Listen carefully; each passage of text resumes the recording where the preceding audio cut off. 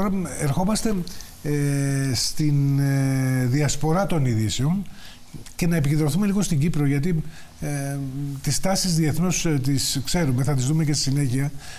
Πώς, δεν ξέρω αν έχετε σφιγμομετρήσει, πώς έγινε δεκτή αυτή η απόφαση της Μέτα του Ζούκερμπεργκ να σταματήσει το fact-checking στο Facebook και στο Instagram. Από τους Κύπριους γενικά, ναι, λέτε. Δεν ξέρω αν έχετε κάποια αίσθηση. Δεν νομίζω ότι έχει κάνει ιδιαίτερη αίσθηση στον πάρα πολύ κόσμο. Ναι.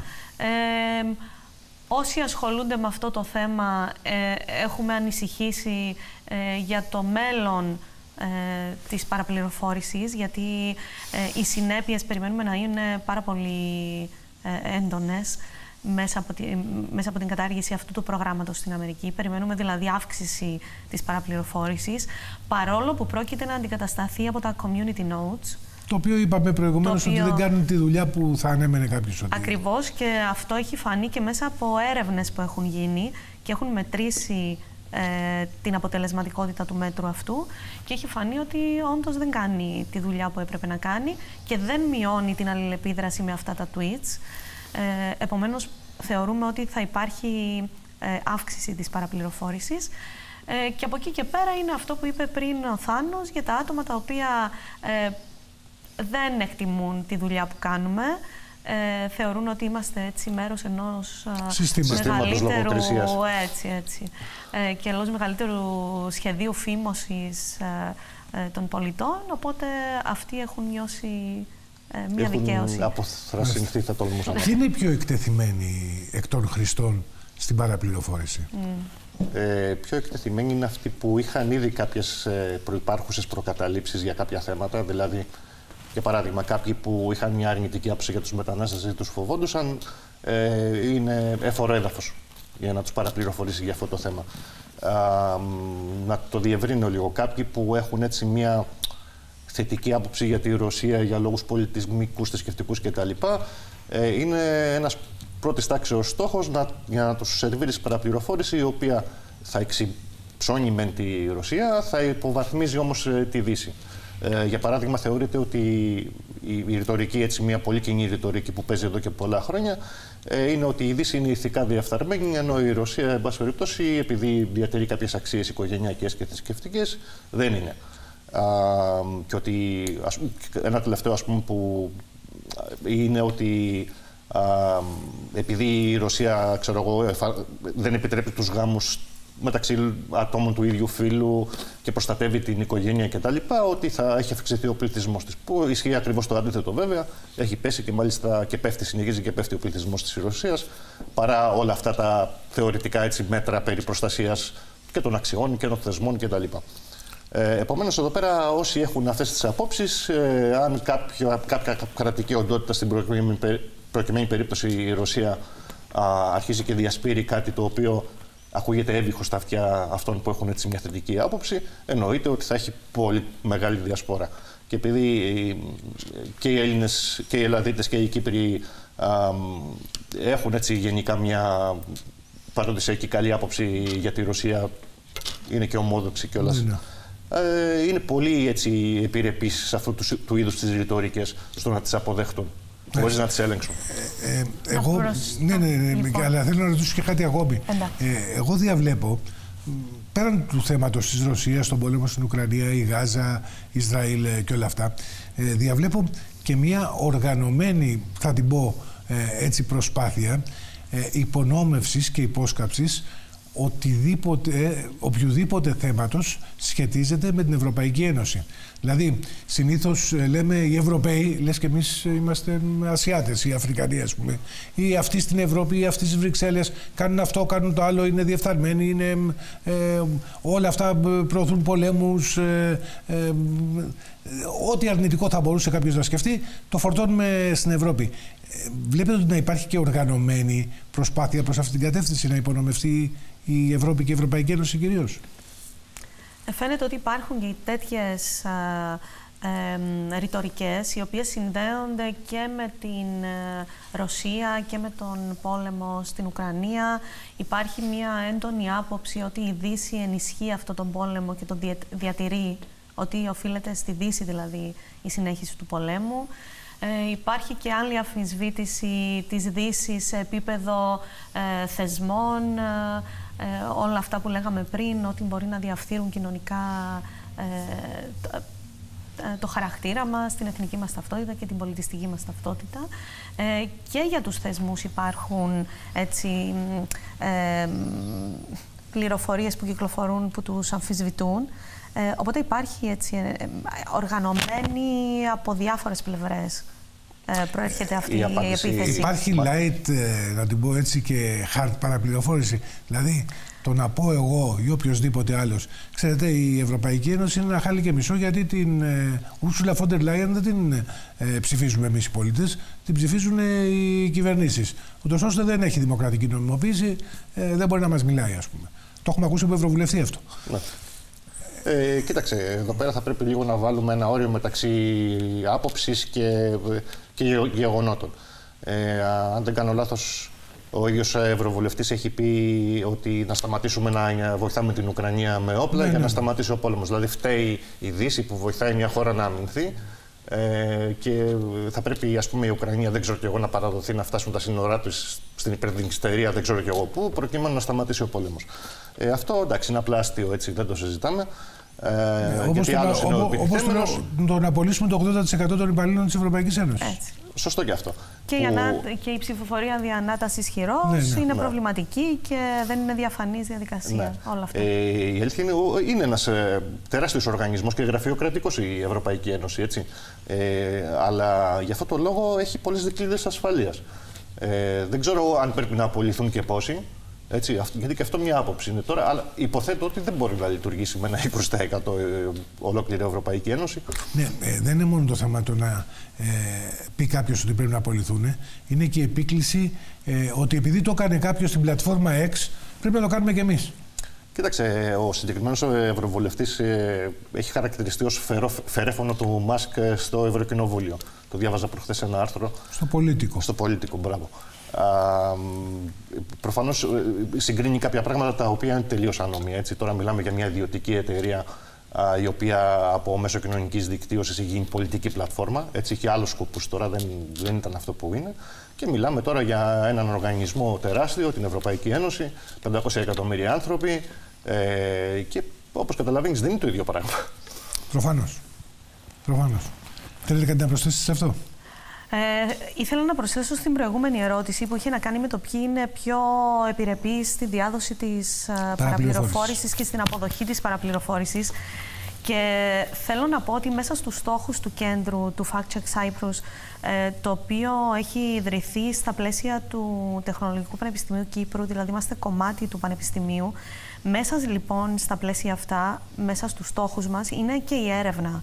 Οπότε θέλουμε να κατανοήσουμε περισσότερο ποια είναι τα χαρακτηριστικά των ανθρώπων οι οποίοι δέχονται την παραπληροφόρηση ευκολότερα, ώστε να βοηθήσουμε με πολύ συγκεκριμένες παρεμβάσεις ενδεχομένως ή πολιτικές στην καλύτερη κατανόηση του πώς αξιολογούμε την πληροφορία. Και επίσης ένας ακόμα στόχος είναι αυτό που ονομάζουμε ψηφιακός γραμματισμός, ο οποίος δεν είναι στην Κύπρο έτσι ακόμη ιδιαίτερα... Ναι, έχουμε μεγάλο ποσοστό ψηφιακού αναλφαβητισμού. Μπράβο, ακριβώς. Οι ευρωπαϊκοί δείκτες δείχνουν ότι η Κύπρος βρίσκεται πολύ πιο χαμηλά από το μέσο όρο στις ψηφιακές δεξιότητες. Ειδικά αυτό εντοπίζεται ανάμεσα στη νέα γενιά, δηλαδή στους νέους 18 με 25, άρα αυτή η ηλικιακή ομάδα είναι ιδιαίτερα επιρρεπής και πρέπει να την ενισχύσουμε. Και χρησιμοποιεί περισσότερο από τους υπόλοιπους τα μέσα κοινωνικής δικτύωσης. Και επίσης πολύ επιρρεπής φαίνεται ότι είναι και οι πιο ηλικιωμένοι, οι οποίοι δεν έχουν καλή αντίληψη του πώς λειτουργούν όλα αυτά τα πράγματα. Μεγάλωσαν με την άποψη, το είπε η τηλεόραση, το έγραψε η εφημερίδα, είναι αλήθεια. Συνεπώς τώρα το είπε το διαδίκτυο, το έγραψε το διαδίκτυο, είναι αλήθεια. Οπότε ο ψηφιακός γραμματισμός είναι μέσα από τους βασικούς στόχους του κέντρου. Δεν υπάρχει ακόμη μάθημα το οποίο να διδάσκεται στα σχολεία συστηματικά και χρειάζεται πολύ μεγάλη ενίσχυση των πολιτών στην αξιολόγηση της πληροφορίας, στην κριτική σκέψη και κατ' επέκταση την αξιολόγηση της πληροφορίας. Δηλαδή, εμείς μπορεί να κάνουμε τη δουλειά του να κάνουμε μία έρευνα και να αξιολογούμε τις πληροφορίες που κυκλοφορούν εκεί έξω, αλλά ο καθένας από εμάς, για να είναι υπεύθυνος πολίτης και να παίρνει αποφάσεις σωστές, πρέπει να μπορεί να αξιολογήσει σε ένα βασικό επίπεδο την πληροφορία που δέχεται. Όποια και αν είναι αυτή. Έρχομαι και σε κάτι άλλο. Το να ελεγχθεί μια πληροφορία για ένα γεγονός που συμβαίνει τώρα, συνέβη χθες, προχθές, είναι ένα θέμα. Πολλές φορές έχουμε διαμάχη για ιστορικά γεγονότα και εκεί πάλι υπάρχει παραπληροφόρηση. Ψευδείς φωτογραφίες, παραποιημένες φωτογραφίες, παραποιημένες πληροφορίες, ημερομηνίες. Εκεί πώς αντιμετωπίζεται το φαινόμενο? Εκεί πια χρειάζεται ένας ιστορικός για να κάτσει και να τεκμηριώσει μία ψευδή ή μία πραγματική πληροφορία. Έχω και προσωπικά τέτοια παραδείγματα και θα σου πω αυτό που θυμάμαι πιο έντονα, που έχει να κάνει με την υποτιθέμενη αθώωση του Μιλόσεβιτς, του Σέρβου ηγέτη. Που εντάξει, μετά πέθανε, εν πάση περιπτώσει. Ότι αθώθηκε από το Διεθνές Ποινικό Δικαστήριο. Το οποίο είναι ένα κραυγαλαίο ψέμα φυσικά. Και αυτό αποδεικνύεται από διάφορες πηγές. Υπάρχουν, ας πούμε, και τα πρακτικά των δικαστηρίων και όλα αυτά. Φυσικά δεν είχε δικαιωθεί, δεν είχε αθωωωθεί και είχε πεθάνει, εν πάση περιπτώσει, μέσα στη φυλάκη. Αυτό είχε προκαλέσει τεράστιες αντιδράσεις ιδεολογικές. Αυτό είχε ξεκινήσει, ας πούμε, από αριστερούς κύκλους, να το πω έτσι. Στην Ελλάδα πάρα πολύ. Και υπήρξε τόσο μεγάλη αντίδραση ότι από δημοσιογράφους, από ΜΜΕ, ότι ξέρω εγώ, είστε Αμερικάνοι τσολιάδες, πράκτορες του ΝΑΤΟ και όλα αυτά. Και εμείς τι κάναμε, απλά παραθέσαμε στοιχεία. Θυμάμαι, είχα γράψει ένα άρθρο τότε, πάνε χρόνια, και είχαμε παραθέσει απλά στοιχεία. Ας πούμε ότι παιδιά έγινε αυτό και αυτό, ορίστε οι πηγές, όπως σου εξήγησα και πριν. Αυτό είναι, δεν είναι κάτι άλλο. Αλλά η επίθεση που δέχεσαι από τους, τέλος πάντων, αυτούς που θίγονται εντός εισαγωγικών, δεν βασίζεται σε στοιχεία, βασίζεται σε προσωπικές επιθέσεις. Όπως σου είπα, πράκτορες του ΝΑΤΟ, Αμερικάνοι τσολιάδες, τα παίρνετε από εδώ, τα παίρνετε από εκεί και πάει λέγοντας. Βέβαια, υπάρχουν και οι περιπτώσεις που έχουμε κραυγαλαίες πληροφορίες να διακινούνται στο διαδίκτυο μέσα από οφθαλμοφανώς λάθος, μέσα από ιστοσελίδες που θα μπορούσαν να θεωρηθούν σοβαρές, όχι γιατί είναι σοβαρές, αλλά έχουν ένα καλό στήσιμο, οργανωμένο, και εκεί είναι πολύ πιο εύκολο να πέσει κάποιος θύμα. Δηλαδή, βλέπω μία είδηση, θυμάμαι, επειδή πάμε πολύ πίσω, με κόλαση πυρός υποδέχτηκε ο ρωσικός στόλος τον Μπαρμπαρόζο στην Κυπριακή ΑΟΣ. Που δεν είχε συμβεί ποτέ τίποτα από αυτό. Αλλά παρόλα αυτά διακινήθηκε πάρα πολύ. Ή ο Πούτιν είπε στον Ερντογάν, θα σου τα πρέκια αν αγγίξει την Αγία Σοφιά. Και αυτά κυκλοφορήσαν. Αυτά δεν αντιμετωπίζονται όμως, γιατί πια απευθύνονται στο θυμικό και όχι στη λογική των ανθρώπων. Μπορείς όμως να το διερευνήσεις, να δεις αν υπόθηκε κάτι τέτοιο. Δεν νομίζω ότι ο Πούτιν ήξερε τα πρέκια. Εν πάση περιπτώσει, μπορείς να ερευνήσεις, να ψάξεις τα αρχεία, να δεις αν είπε ποτέ κάτι τέτοιο. Το οποίο φυσικά δεν το είπε. Αυτά υπάρχουν, είναι αρχεία διαθέσιμα, ας πούμε, και όλες οι δηλώσεις και τα πάντα. Ειδικά το είχε και έναν Ρώσος πιλότος που χόρεψε τους Τούρκους και έψαξα και βρήκα εγώ μια φορά τη φωτογραφία και τελικά δεν ήταν πιλότος. Ήταν ο Μετβέντεφ μες στο αεροπλάνο. Ναι. Αυτά που λες, Μανώλη, είναι κόκκινες σημαίες στην παραπληροφόρηση. Δηλαδή, ότι απευθύνεται στο θυμικό τόσο πολύ έντονα, λέμε ότι είναι κόκκινη σημαία και η οδηγία είναι προσέξτε λίγο, μην το χάβετε αμέσως. Ναι. Πηγαίνετε να το ψάξετε δηλαδή. Ναι. Αυτά όμως φτάνουν ακόμη και στη Βουλή, φτάνουν και στην εκτελεστική εξουσία και πολλές φορές λειτουργούν ως δίθεν επιχειρήματα. Το έχουμε δει από πολιτικά πρόσωπα να αξιοποιούν ή να χρησιμοποιούν τέτοιες πληροφορίες. Εδώ έχουν γίνει επερωτήσεις για θεωρίες συνωμοσίας, έτσι. Μιλάμε για το Ελληνικό Κοινοβούλιο. Γιατί και στο Κυπριακό, αν μας ψεκάζουν. Αν μας ψεκάζουν, βεβαίως. Το οποίο, τι να πω, είναι ασύλληπτο, έτσι. Να κάτσει να ασχοληθεί κάποιος, ολόκληρο το Κοινοβούλιο, να απαντήσει σε μια τόσο αστεία, γελία θα πω, ερώτηση. Ένα άλλο παράδειγμα, στην Ελλάδα πρόσφατο. Είχε βγει ένας πρέσβης επιτιμή και λέει: παιδιά, θα γίνει επιστράτευση στην Ελλάδα λόγω των. Θυμάμαι την. Τέλος πάντων, το ψάξαμε. Και έχουν σταλεί και μυστικά φύλλα ήδη σε κάποιους. Ναι, και φύλλα πορείας και ετοιμαστείτε να πάτε στο μέτωπο, ξέρω εγώ. Εντάξει, το είχα ψάξει τότε εκείνο στην Ελλάδα. Φυσικά δεν είχε καμία βάση, το είχαμε καταρρύψει. Αλλά παρόλα αυτά έγινε επερώτηση στη Βουλή. Ωραία. Γιατί να μας ανησυχεί αυτό το φαινόμενο όταν η παραπληροφόρηση με άλλη μορφή λειτουργούσε πάντοτε στην δημόσια ζωή. Δηλαδή, πολλά συνέβησαν λόγω κακής πληροφόρησης. Εγώ τώρα μπήρθε στο μυαλό μου η κατάρρευση του τείχους του Βερολίνου. Ξέφυγε ενός Ανατολικογερμανού υπουργού κάτι, ότι ξέρετε είναι ανοιχτά τα σύνορα, που δεν ήταν αληθές. Και πραγματικά έπεσε το τείχος από μια πληροφορία η οποία δεν ήταν αληθής, δεν ήταν πραγματική. Γιατί να μας ανησυχεί τώρα? Πάντοτε υπήρχε. Όντως, έχεις δίκιο, Μιχάλη. Πάντοτε υπήρχε, δεν είναι καινούριο φαινόμενο η παραπληροφόρηση. Μπορούμε να την συναντήσουμε σε πάρα πολλές περιπτώσεις και σε πολλά ιστορικά γεγονότα. Ήδη διέπραξε παραπληροφόρηση, μου είπες Μιχαλίου, τους ώστε είπε Μανώλης. Μανώλη, σιγά. Ψευδής πληροφορία. Εκ παραδρομής. Λοιπόν, να το ελέγξουμε. Να το ελέγξουμε.